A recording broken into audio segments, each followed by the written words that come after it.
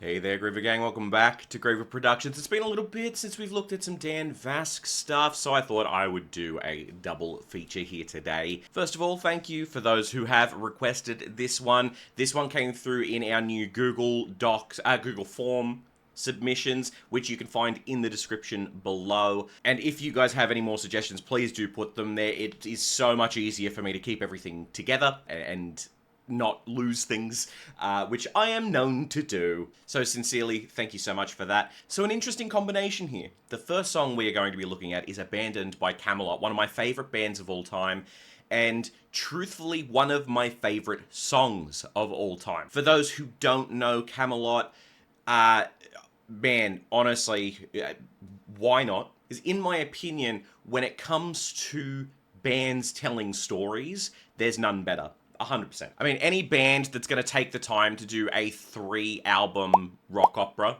basically, they know what they're doing when it comes to storytelling. Especially when all 3 albums are just awesome.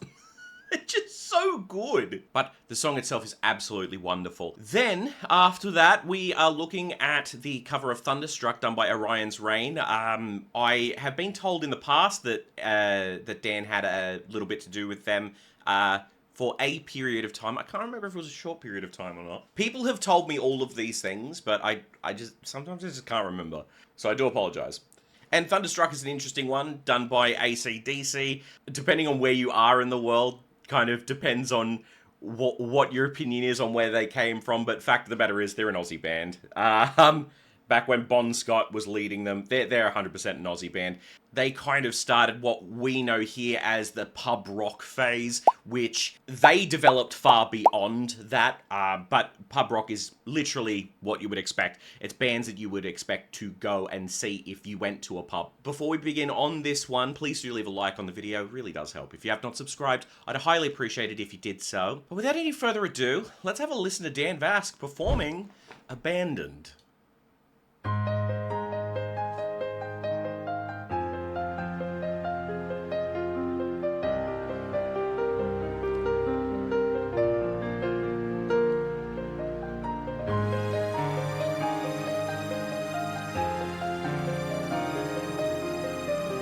Okay, hang on just a moment.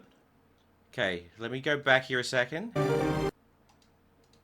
Okay, yep, alright.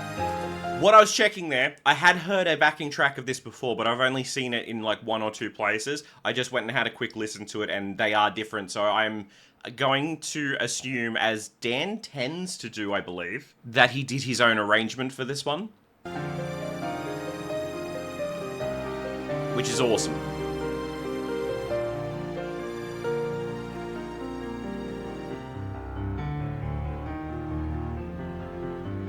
Once my life was plain and clear. Oh, wow.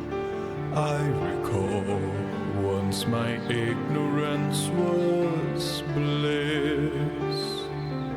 Nightfall came like a serpent's kiss to my troubled mind. Okay. I know that I know that pausing in this moment is going to annoy people, but I do need to talk about some things here. First of all, I've mentioned before with Dan's stuff that I love that lower tone of his, and I understand he has expressed, and his fans understand as well, that he does find lower songs quite difficult to do. Reigns of Castamere, I believe, was the one that was listed as his lowest, if I'm remembering that. I might be misremembering. And I can completely understand this, especially in a world where, like when it comes to rock music, a lot of what is deemed as, dare I even say, industry standard with a lot of male vocalists in this area of music is that height is key, which I don't think is necessarily the point. There are some incredible vocalists that have incredibly low tones and do a very, very good job for themselves. The only reason that I've gone on that slight tangent is I would really, like, if I was close to Dan and if I was, like, I don't know, if I was teaching Dan, I would encourage, I wouldn't tell him to, but I'd encourage definitely doing more in this lower tone, because you can hear that it is at the lower end of his range. You can hear that there is a little bit of unsurety, but if you get that confidence up in that area, how gorgeous is the tone here?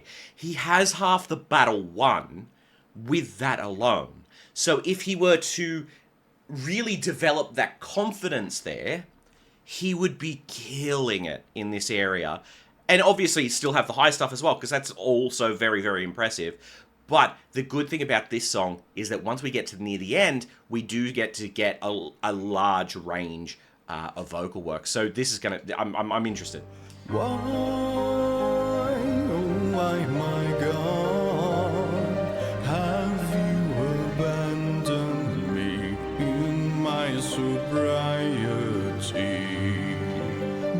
Behind the old facade, I'm your bewildered child. So take me across the river. Okay, this is gorgeous. Okay, something I want to bring up here, because I find this very interesting. I talk a lot about placement when it comes to the voice, and by placement I mean like where the resonant center is, as to which, long story short, basically means where the voice is situated in the kind of mouth and throat. And what that does is it kind of dictates certain tonalities that the voice kind of, that we hear as a listener, basically. Sorry, my brain's running at 1,000,000 miles an hour today, and I'm trying to kick half the thoughts and only speak to the other half, but it's not working very well. The interesting part here, he uses incredible technique when he does this too. The lower parts that he is hitting in these moments, he's absolutely using the right approach. He's using a bit more of a classical approach, where that sound is going really far back. So, behind the old facade, it's kind of back there, which helps in a lot of cases, not all cases, depending on the person, but in a lot of cases will help get a lot of those lower notes, and he's doing that incredibly well. But then there's half of it here where he kind of brings that sound a little bit more forward in the more comfortable sections. And let me just go back over here just to hear exactly where that placement is. I'm your bewildered child. Okay, sorry. I was a line ahead in my thinking. I'm your bewildered child. The way that he does that kind of back there, almost like a classical vocalist would. But the line before, behind the old facade, is more forward, and it gives it more rock feel that he is known and goes for. My God, have you abandoned me in my sobriety? Behind the old facade, I'm your bewildered child. So take me Nice change. across the river wide.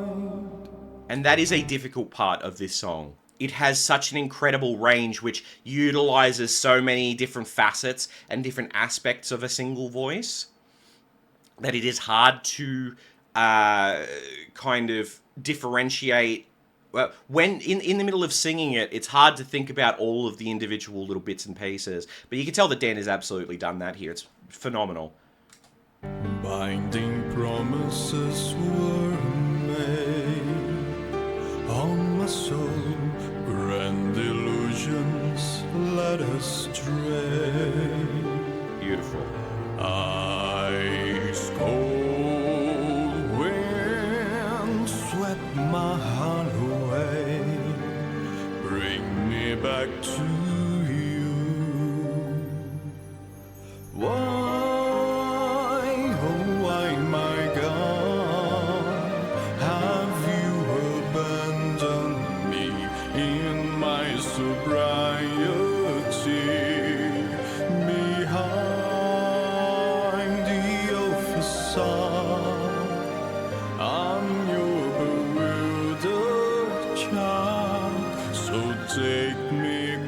across the river wide. Stunning.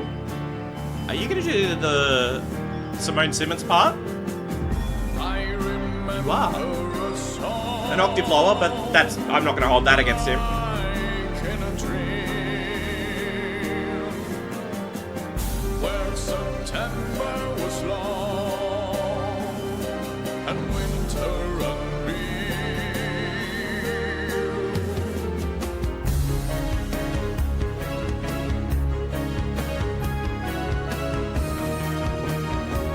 There is something specific I'm listening for here. I'll mention it in a moment. Why, oh, why, my God, Ooh. have you abandoned me in my sobriety? Behind the awful facade, I'm your bewildered child. So take me across the river wide. Okay. Wonderful.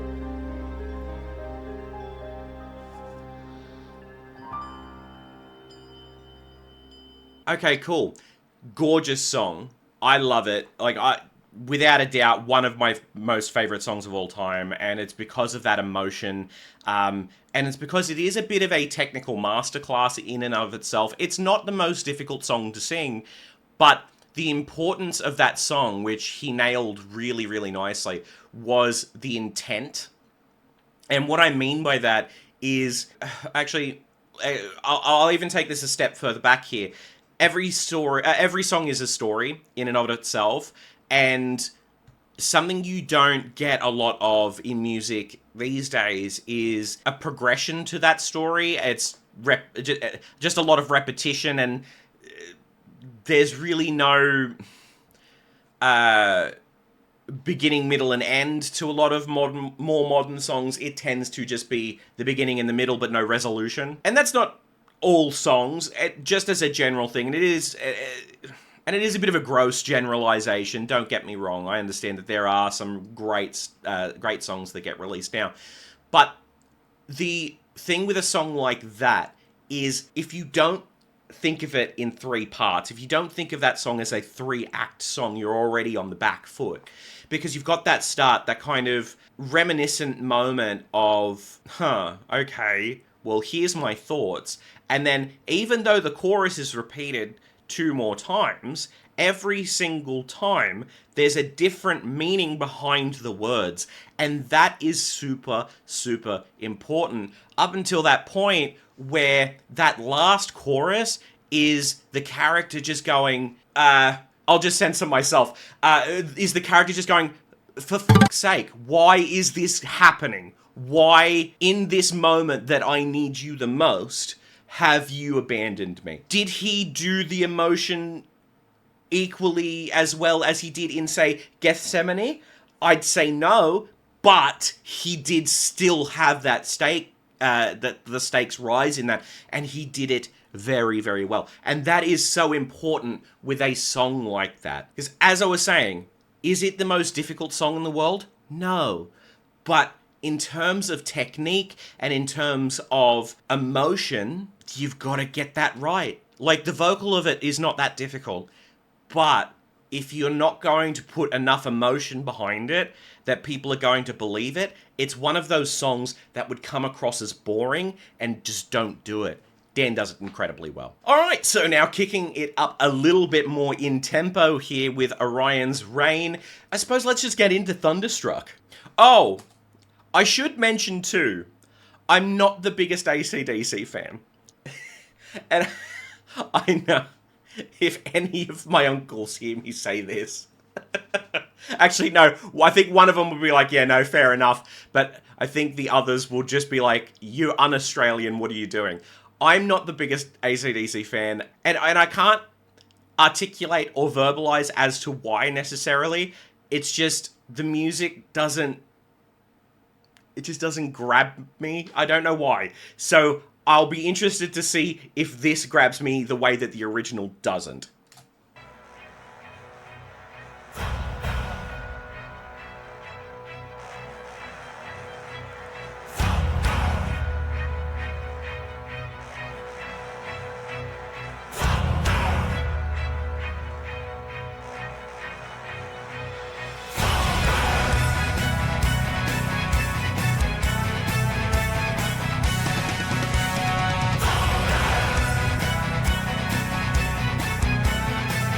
I appreciate the musical changes.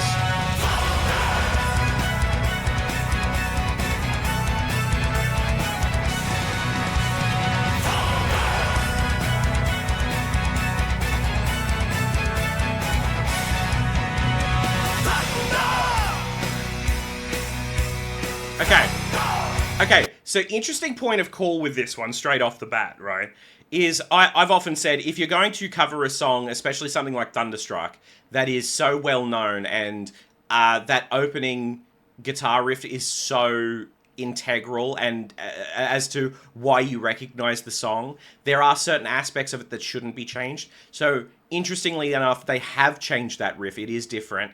I don't care that it's being done by a keyboard. I just think it's an interesting choice to not do it as written and have the rest of the music different around it, because it is different. The rest of it is different. If you just did that, I feel like it would be appreciated more at the start, straight off the bat, by people that recognize the riff, if the riff was still the same. But I completely get taking it and making it your own to its entirety. So don't get me wrong there. That's just personal opinion.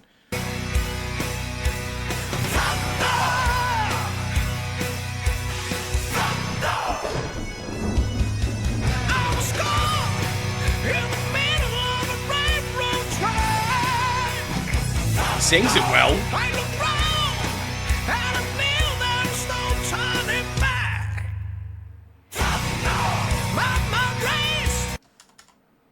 There was a timing issue here.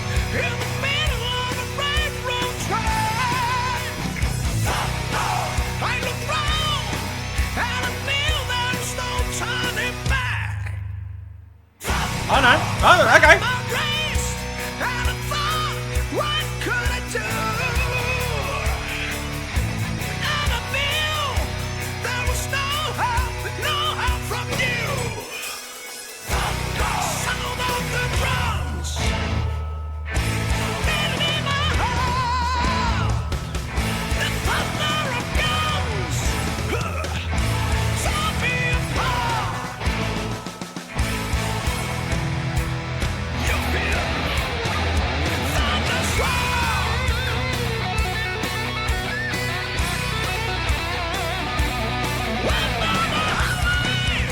Okay.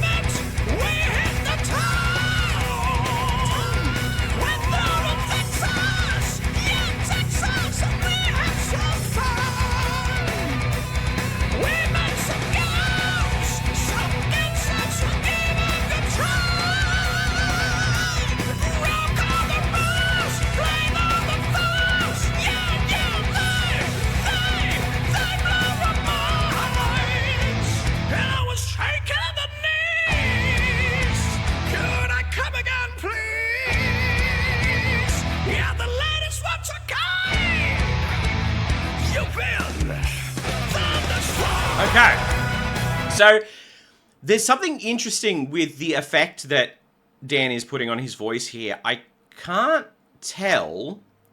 When was this done? This was 8 years ago. Okay. Now, the reason that I think this is very interesting vocally for Dan, he's hitting the notes totally fine. The effect that he's putting on the voice, A-double-F-E-C-T, is, dare I say, I don't want this to sound like I'm having a go at him, because that's not the goal here. It feels like it's an effect in progress, that he hasn't quite mastered it yet. Because I guarantee if he were to do this today, it would sound different. And that comes with, that comes with a lot of practice over time and whatnot. Like, he does higher stuff. He does higher stuff than this. So the height isn't the problem. The effect seems to me to be, again, almost a little bit brand new. It's almost like his voice hasn't kind of settled into that pocket, I suppose is the right way to put it. But it's still very good.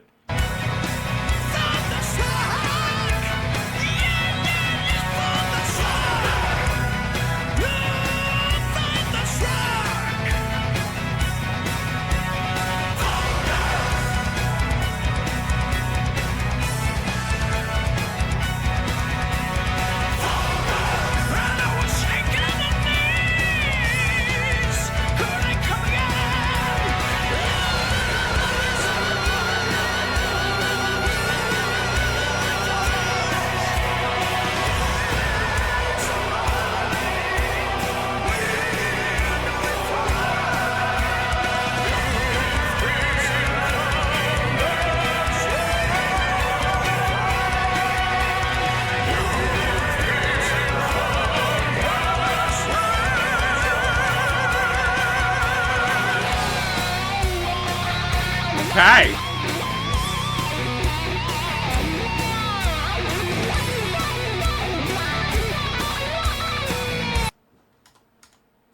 I did see that right, didn't I?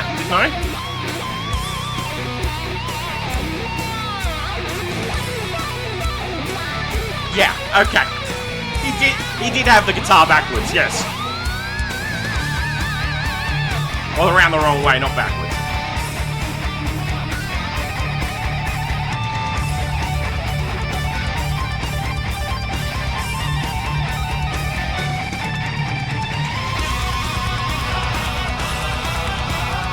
See, there's that riff.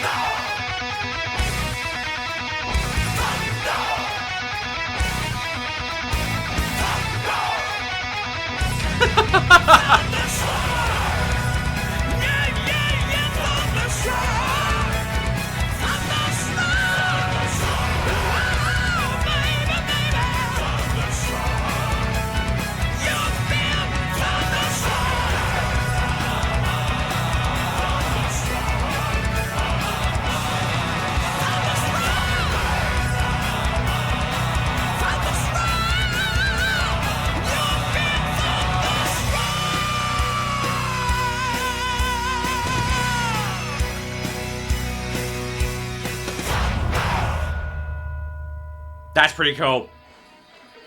That is pretty cool. Alright, let's wrap up the final thoughts. Alright. Two very good performances here. I was about to say two very good songs. I'm not a fan of Thunderstruck. I'm not saying that I'm not a fan of the way they did it. They did it very, very well. There were some interesting choices there that I spoke about during the reaction of that. Just, like, things that I personally wouldn't do. It's not to say that they're objectively wrong in doing it, or it was an objectively bad choice. Just personal opinions at that point. But the way that Abandoned was done there is very, very well done. As I've mentioned, it is an incredibly emotive song, and Dan has something in... that a lot of vocalists in his field don't, and that is the ability to really portray that emotion. And I think that's why when I find a voice like Dan's, I become kind of enamored and enraptured by it, because it's one thing to sing, it's another thing to get across the emotion of what you're singing. They're two very, very different skills, and to master it the way that he has is rare, but very, very good. So, yeah, look, I mean, great job. Honestly, phenomenal. But that is all the time I have for today. Thank you guys so much for watching. Like the video if you enjoyed, subscribe, all that sort of thing. I'll catch you next time. Oh, actually, just before I go, don't forget, in the description below is a Google form for people to make their suggestions so that I get the links and I don't lose them. So please, start using that. It'd be great. But thank you so much for watching. Like the video if you enjoyed, subscribe, do that sort of stuff. I'll see you next time. Bye for now. Thank you so much for watching. If you liked what we did here today, for as little as $3 Australian per month, you can join us over on Patreon and become one of our tiered members and join the wonderful list of people here. If you're into gaming, I also have a gaming channel that I have recently gotten back into, and also on this splash screen you might see something a little bit interesting. More news on that coming soon.